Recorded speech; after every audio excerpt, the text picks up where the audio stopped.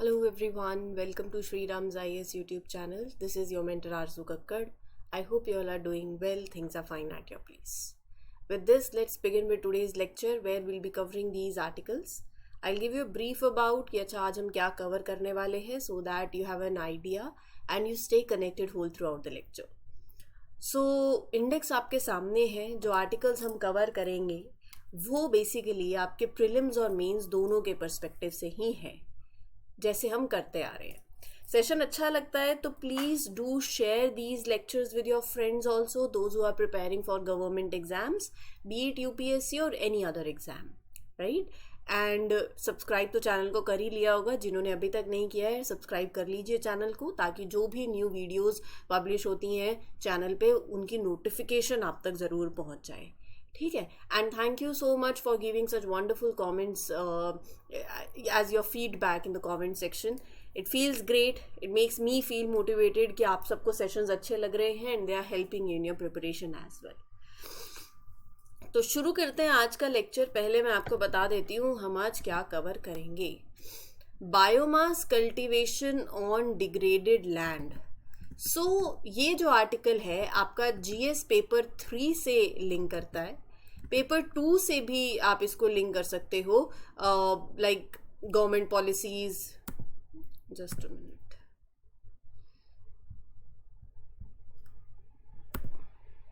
Don't know why this is coming.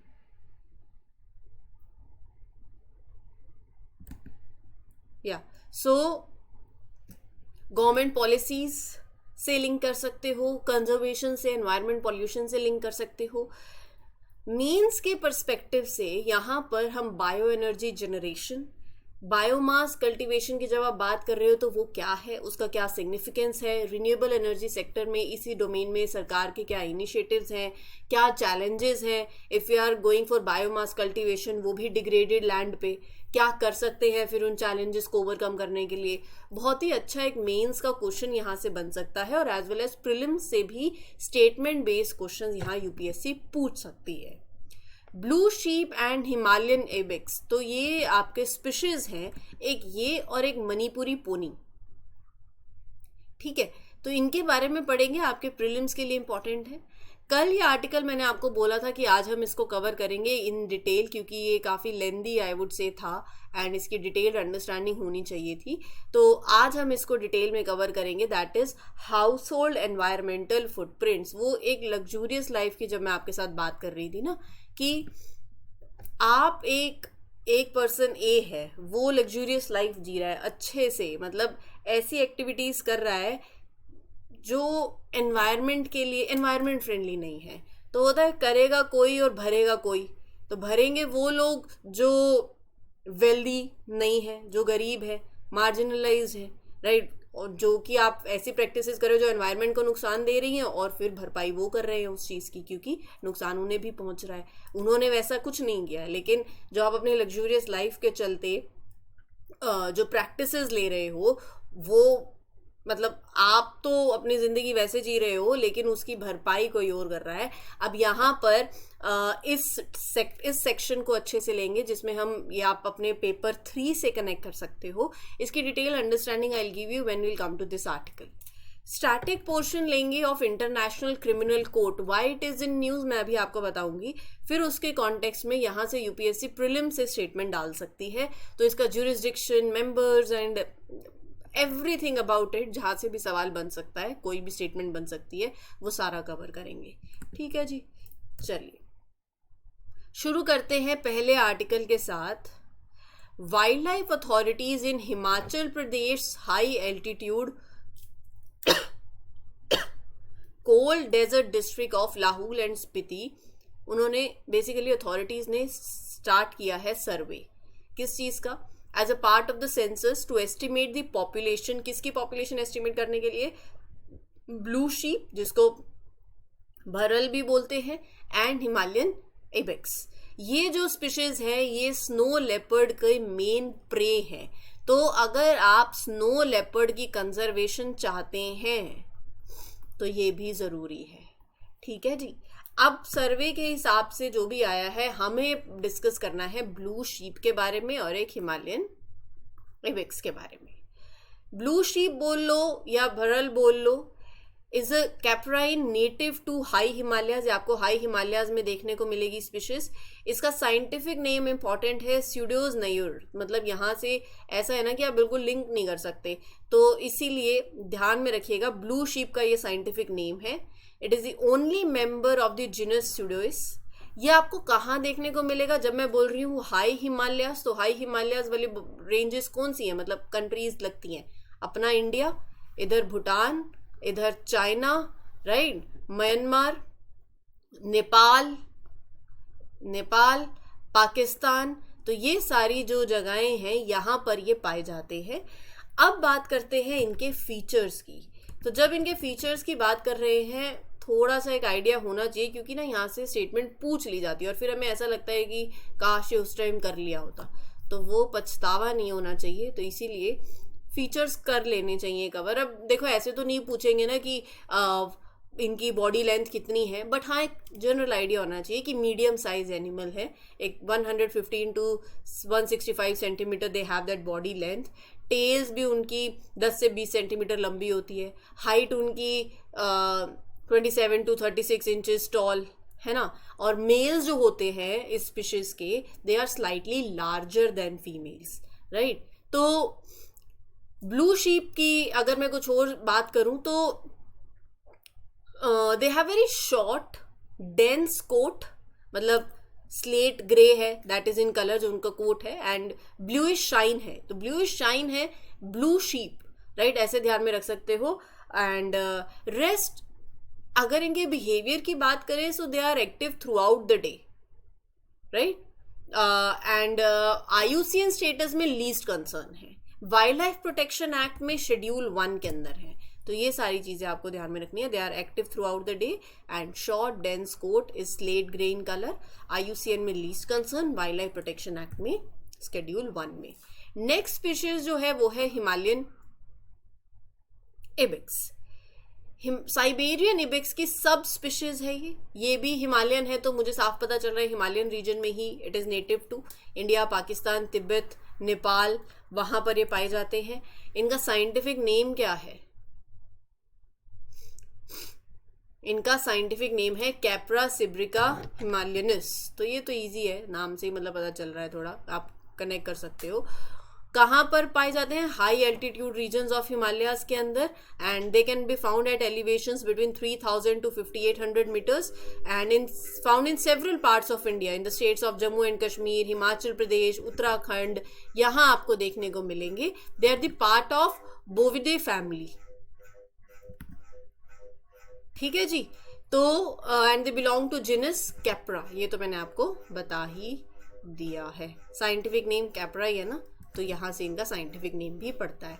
Features की बात करूं, सो 90 kgs जो है इनका वेट है, 40 इंचेस हाइट है, एंड साथ ही साथ इनका अपीयरेंस में भी अगर आप देखोगे तो their coat is light brown to reddish brown colour का थोड़ा सा आपको देखने को मिलेगा। सर्दियों में their coat becomes thick and woolly, ताकि पहाड़ों पे उधर हिमालयन रीजन्स में रहते हैं ना, so that they keep themselves warm. And आपको ये स्मॉल ग्रुप्स में देखने को मिलेंगे, मतलब 50 इंडिविजुअल्स ईच। तो ये थोड़े से इनके फीचर्स की बातें हैं। And males are larger than females also, ये आप पर याद कर सकते हो। IUCN के अंदर नियर थ्रेटेंड में है, ठीक है जी। चलिए आगे बढ़ते हैं, coming to the next article. हाल फिलहाल हुआ क्या है, इंटरनेशनल क्रिमिनल कोर्ट, मैं ICC की बात कर रही हूँ, राइट, ये ध्यान में रखिएगा, ICJ की नहीं कर रही हूँ, ICC की बात कर रही हूँ, international criminal court. So the prosecutor of ICC is asking for arrest warrants to be issued. किसके लिए? Israeli prime minister Benjamin Netanyahu, defence minister, their defence minister, and 3 leaders of Hamas. ये accuse किए गए हैं, they are being accused of कि they are committing war crimes. मतलब prosecutor believes that there is enough evidence की to charge these individuals with serious violations of international law during those conflicts. So ICC prosecutor is seeking arrest warrants for Israeli Prime Minister Benjamin Netanyahu, Defense Minister, and 3 Hamas leaders for war crimes. ICC international criminal court, ये एक permanent court है that is set up किस लिए?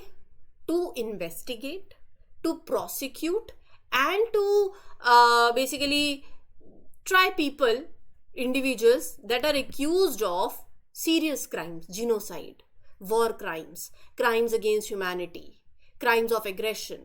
So agar if someone is found guilty तो ICC can sentence them to prison. ICC ये जो criminal court है, ये रोम स्टैच्यू के तहत it was created. It was a permanent judicial body है that is established by Rome statute 1998 के अंदर, और 2003 में इसने अपने ऑपरेशन शुरू करे. इसका हेडक्वार्टर आपको हेग नीदरलैंड्स के अंदर देखने को मिलेगा. इसमें 123 नेशंस हैं. इंपॉर्टेंट पॉइंट है ये, यूपीएससी यहाँ से स्टेटमेंट डाल सकती है. प्रीवियस ईयर पेपर देखोगे आपको पता चलेगा, ऐसे क्वेश्चंस पूछ लेती है मेंबर कंट्रीज से.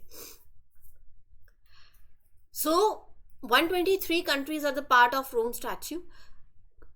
इंडिया मेंबर है? नहीं है. यूएस, चाइना, रशिया और India, they are not the members and they do not recognise ICC's authority. आप ऐसे कह सकते हो, these are some exceptions. And 123 nations are states parties. तो इनको स्टेट पार्टीज बोलते हैं जो मेंबर्स होते हैं. ठीक है. पैसा कहाँ से आता है? फंडिंग कहाँ से आती है? जो स्टेट पार्टीज है वो कंट्रीब्यूट करती हैं, और कुछ वॉलेंट्री कॉन्ट्रीब्यूशंस भी आ सकते हैं from governments, international organisations, individuals, corporations and other entities. ठीक है जी.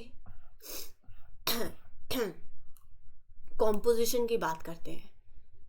18 जजेस होते हैं. हर एक जज they come from a different member country, and जजेस they serve the term of 9 years and that is non renewable. तो ये आपको ध्यान में रखना है. नॉन रिन्यूएबल 9-year टर्म्स, 18 जजेस from different member countries. Presidency के अंदर कॉम्पोजिशन अगर प्रेसिडेंसी का देखोगे तो 3 जजेस होते हैं, प्रेसिडेंट और 2 वाइस प्रेसिडेंट. इनका क्या रोल है? आउटसाइड वर्ल्ड को रिप्रेजेंट करेगा कौन? So they represent the court to the outside world. They help organise the work of जजेस, राइट. देन यू हैव जो 18 जजेस हैं, they are divided into 3 divisions: pre trial division, trial division and appeals division. Pre trial division मतलब trial शुरू होने से पहले जो प्रिलिमिनरी मैटर्स हैंडल करे, pre trial division. Trial division that conducts the actual trials. Appeals division, they deals with appeals against the decisions that is made in the trial decision, right. तो ये judicial divisions हो गए. फिर उसके बाद OTP. ये वो वाला ओटीपी नहीं है, ये है office of the prosecutor. OTP की क्या रिस्पॉन्सिबिलिटीज हैं? They receive referrals, information about the crimes that is within the court's jurisdiction. They conduct investigation, prosecute the cases before the court. And then you have registry. Registry provides administrative and operational support to the chambers and the office of prosecutor. So it provides administrative as well as operational support. अब ये जो ICC का jurisdiction है उसकी बात करते हैं. ICC prosecutes individuals. एक पॉइंट बहुत इंपॉर्टेंट है कि यहाँ जब 2 कंट्रीज के बीच में डिस्प्यूट होता है, we have international court of justice. International court of justice deals with disputes between countries. ICC prosecutes individuals, not states. They handle the prosecutions of individuals. ICJ hears disputes between states. और ICC किसी case को तभी सुनेगा जब वो crime हुआ है उस कंट्री के अंदर that is the member of the Rome Statute. ठीक है. The perpetrator must be from the country that is the member of that Rome Statute. ठीक है. एंड आईसीसी तभी इंटरवीन करेगा अगर national court is unable to prosecute the case और unwilling to prosecute the case. So they में only वाली term important है, वो डाल देंगे यही term. They will only exercise it's jurisdiction if national court is enable और अनविलिंग टू डू सो. आपको लगेगा कि नहीं भैया ओनली वाली स्टेटमेंट है, वो तो गलत ही होगी. हर बार नहीं होती है, एक्सेप्शंस आर देयर. ये तभी पता चलता है जब जिसने पढ़ा हो, right.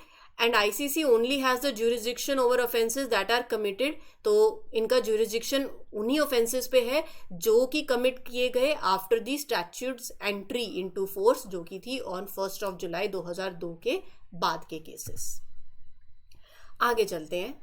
The principal scientific advisor to the government of India recently convened the first meeting to discuss biomass cultivation on degraded land for green biohydrogen production and bioenergy generation. चलिए, let's talk about it. Biomass cultivation on degraded land. Degraded land पे cultivation, इसमें अपने आप में ही पता चल रहा है चैलेंजेस होंगे। Now what do you mean by biomass cultivation? पहली बात तो biomass cultivation on degraded land means कि you are growing plants and trees उस जमीन पर that is no longer good for regular farming. Land is degraded, soil is damage from erosion, salt buildup, deforestation, right?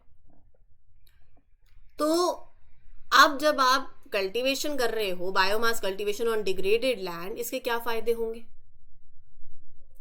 Growing those energy crops will rebuild the soil on the damage land, quality improve होगी, you will further prevent erosion, right? You will make that area more diverse, it will help in fighting climate change, पहली benefit. दूसरा benefit, biomass plants जो होते हैं they can absorb carbon dioxide, it will help to reduce the effect of climate change. तीसरा, biomass can be turned into biohydrogen, which is a clean fuel, right? एक ये हो गया। Fourth one, damaged land पे you are focusing on growing such things so we can avoid basically, see, by focusing on growing biomass on damaged land instead of एक अच्छी farm land पे, तो we can avoid using land that's better for growing food. एक ज़मीन बहुत अच्छी है, फसल अच्छी होगी वहाँ पर, फूड क्रॉप्स के लिए बहुत अच्छी है, तो इंस्टेड ऑफ वहाँ पर जाने से आप डिग्रेडेड लैंड पे ही काम कर रहे हो ना, फूड सिक्योरिटी भी बनी रहेगी। लेकिन दिक्कतें हैं, चैलेंजेस हैं, ये सारी बातें मैं आपको जो बोल रही हूँ ये आप लिखते जाइए। जैसे सॉइल रिस्टोरेशन होगा, बायो एनर्जी जनरेशन होगा, फूड सिक्योरिटी बढ़ेगी, लेकिन चैलेंजेस भी तो होंगे। पहली बात तो मैंने क्या बोला था, वो डिग्रेडेड लैंड है, सॉइल की क्वालिटी अच्छी नहीं होगी, उसमें न्यूट्रिएंट्स और ऑर्गेनिक मटेरियल नहीं होगा। तो सॉल्यूशन क्या आता है? सॉल्यूशन यहीं से देख लो जो आपका वे फॉरवर्ड बन जाएगा, रिहैबिलिटेटिंग the soil quality.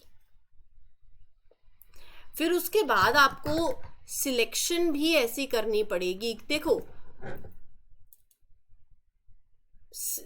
research is needed to find such plants that are tough and that can adapt well to these conditions as well, जो इन tough conditions को survive कर पाए, क्योंकि यहाँ पर extreme conditions होंगी, degraded land है, they can face extreme temperatures, droughts, floods, right? अब क्योंकि degraded है तो water availability जो है you have to figure out, ये भी degraded land often doesn't have enough water. You have to develop those ways to get and use water for biomass crops, right? Biomass farm set up karna, it in itself is expensive, right? And government can help, how? By giving farmers funding, finance to start, to make sure that there is demand for the biomass products as well. ठीक है, तो overall क्या करना है अपने को? Improve करनी है soil fertility, grow different types of plants, that means agroforestry for biomass cultivation. You can go for using drones with special sensors to quickly check for land assessment. You need to develop market for biomass. ठीक है, ये सारी चीजें आप ध्यान में रख सकते हो. अगले आर्टिकल पे चलते हैं, that is regarding your Manipuri pony. recognizing the urgent need to save Manipuri pony, also known as Meitei Sagol, the government of Manipur has joined hands with various organizations and associations to take a host of decisions aimed at preventing it from vanishing into history. इनको preserve करना है. ये जो सगोल की हम बात कर रहे हैं, ये 7 रिकॉग्नाइज्ड हॉर्सेस में से एक है, the pony breeds of India में से एक है, जिसमें मारवाड़ी हॉर्स आ गया, भूतिया पोनी एंड काठियावाड़ी हॉर्स, तो ये स्पीति पोनी, ये सारी आपके पास बाकी जो ब्रीड्स हैं उनमें से एक ये भी है. ठीक है जी. Originally it is regarded as original polo pony. It plays a very significant role in the traditional Sagol Khanje, which is sport of Manipur, right? Manipuri pony conservation and development policy 2016 में फ्रेम करी गई ताकि हम इस breed को conserve करें. And the population has been decreasing rapidly. 2003 के अंदर पॉपुलेशन 98 कुछ थी, लेकिन अभी 2019 में देखें तो 1000 के आसपास है. And the breed is being declared endangered by the Manipur government in 2013. ये अपनी स्पेशल क्वालिटीज़ के लिए बहुत फेमस है, अपने stamina, manoeuvrability, speed, intelligence, agile, adaptability to harsh climatic conditions. They can run fast, they can learn quickly, and they can go for a long time, they can keep going without मतलब stamina. They can survive tough weather conditions. They are important part of life in Manipur basically. Traditional events के अंदर use होते हैं, sports में use होते हैं, and were even used as mounts for the cavalry of Manipur kingdom in the past also. तो ये इससे पीछे जुड़ी हुई इनकी कुछ बातें हैं और अभी बात है इनको कंजर्व करने की. ठीक है जी. इस पर्टिकुलर सेशन के लिए इतना ही. उम्मीद करती हूँ ये सारे आर्टिकल्स आपको क्लियर हो गए हों. स्टिल कोई डाउट हो तो you can ask me in the comment section. Just a second. Sorry, one article is left, right? हाँ, sorry, one article is left, that is your household consumption. ये आज भी रह जाता, नहीं तो आई थॉट कि हो गया.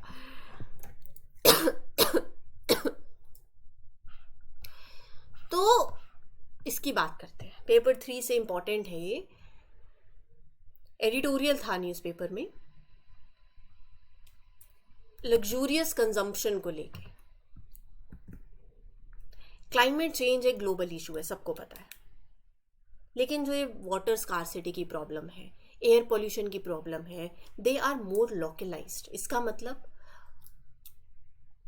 मतलब ये है that one area does it can directly affect its own environment without affecting other places. मतलब आप वो होता है ना, कभी कभार अपने आप को ही नुकसान पहुंचा रहे हो, वो ऐसा है. यू हैव टू अंडरस्टैंड कि कैसे हाउस होल्ड्स कॉन्ट्रीब्यूट करते हैं इन एनवायरमेंटल प्रॉब्लम्स के अंदर. जब मैं लग्जरी कंजम्पशन की बात करती हूँ तो उसमें ऐसे जैसे वेकेशंस पे जाना, dining out, buying those fancy furnitures, attending those social events. So there's a study that focuses on कि जिस तरीके की choices इंडियन हाउस होल्ड्स आज कर रहे हैं across different income levels that are impacting the environment through their luxury consumption. तो यहाँ पर ये ही कंपैरिजन है, luxury with non luxury consumption, right? तो जैसे वाटर फुटप्रिंट है, अगर मैं आपको बात करूँ, just give me a minute. Water footprint and what else? PM 2.5 footprint, carbon dioxide footprint, waterproof footprint. ये मेजर करता है कि how much water is used during the production of various goods and services, right? Direct water usage by households. PM 2.5 footprint, कितने emissions household activities कर रही हैं? Burning fuel wood, using kerosene, driving vehicles. Carbon footprint. It measures both carbon dioxide emissions directly released by the households and the emissions that are embedded in the products that you consume. तो overall ये points note करते जाओ please. ये study क्या कहती है?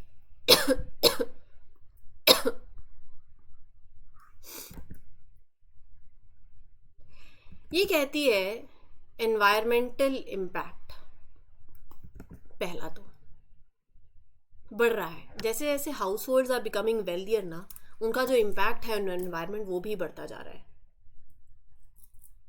जो ये wealthiest 10% of the house holds है ना, they have footprints twice as large as the average population. Restaurants पे खाना, it is also contributing to increase in all these environmental footprints जो मैंने अभी आपको 3 बताए, PM 2.5 and water and carbon dioxide. Are you getting my point? आपकी lifestyle choices जो हैं, इफेक्ट ऑफ लाइफस्टाइल चॉइसेस, आप किस तरीके की लाइफस्टाइल चॉइसेस लेते हो, वो भी इफेक्ट करेंगे कार्बन डाइऑक्साइड एमिशंस को, PM 2.5 एमिशंस को। ये जो टॉप 10% हाउस होल्ड्स हैं in India, they have average yearly, अगर मैं कार्बन डाइऑक्साइड फुटप्रिंट की बात करूं, दैट इज 6.7 टन्स पर पर्सन।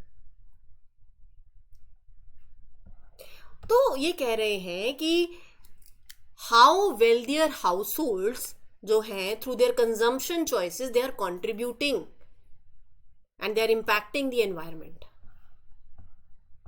ठीक है जी, बात आई समझ में? सो ओवरऑल करना क्या है, ये जो environmental problems that are being caused by luxury consumption, they are affecting the marginalised communities. So policymakers need to focus on nudging down the consumption levels of those households to align with sustainability goals. एक तो सबसे important है environmental justice.